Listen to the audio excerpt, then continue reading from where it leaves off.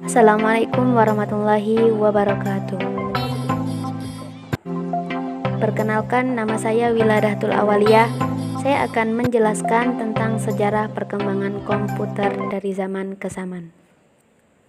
Komputer merupakan sebuah teknologi yang hampir digunakan dalam segala bidang pekerjaan.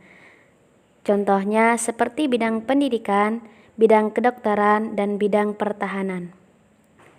Tetapi di balik itu semua, bagaimana sih sejarah perkembangannya? Menurut sejarahnya, komputer sendiri memiliki 5 perkembangan. Dimulai dari tahun 1940, komputer bernama Z3 berhasil diciptakan oleh seorang ilmuwan Jerman bernama Konrad Zuse. Komputer ini digunakan untuk mendesain aerodinamika pesawat tempur Jerman. Namun sayang, komputer tersebut hancur akibat serangan bom sekutu.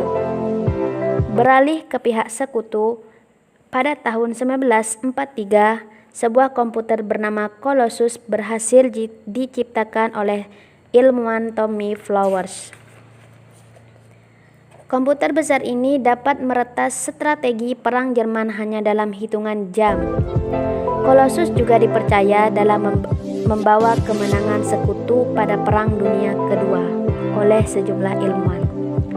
Mulai dari sinilah banyak perusahaan-perusahaan yang akhirnya ikut mengembangkan teknologi komputer, hingga akhirnya memasuki generasi kedua, di mana vakum tube dalam komputer mulai tergantikan dengan transistor komputer. Komputer pertama yang menggunakan teknologi transistor ini bernama UNIVAC LUT yang difungsikan untuk simulasi hidrodinamika senjata nuklir. Namun, seiring berjalannya waktu, peneliti menemukan kelemahan dari transistor ini yang dapat merusak komponen dalam komputer. Dan pada generasi ketiga terciptalah semikonduktor sebagai sebuah solusi yang dibuat oleh ilmuwan Robert Noyce. Komputer yang telah mengaplikasikan komponen ini disebut juga sebagai mini komputer karena ukurannya yang jauh lebih kecil dibandingkan komputer generasi sebelumnya.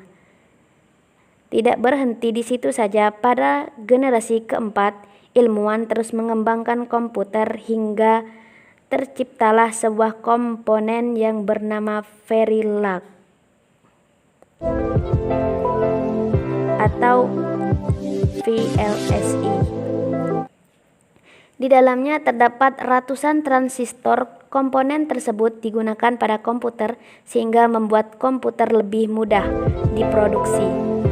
Karena tidak melibatkan banyak komponen, selain itu harga komputer juga menjadi lebih terjangkau. Hingga akhirnya pada tahun 1983, majalah Time menobatkan komputer sebagai sebuah hal yang paling berpengaruh pada masa itu. Memasuki generasi kelima, perkembangan komputer masih terus berlanjut. Hebatnya lagi, sekarang para ilmuwan sedang mencoba mengembangkan komputer yang dapat memiliki pikiran layaknya manusia, atau yang kita sebut dengan AI. Sekian dari saya, semoga bermanfaat. Wassalamualaikum warahmatullahi wabarakatuh.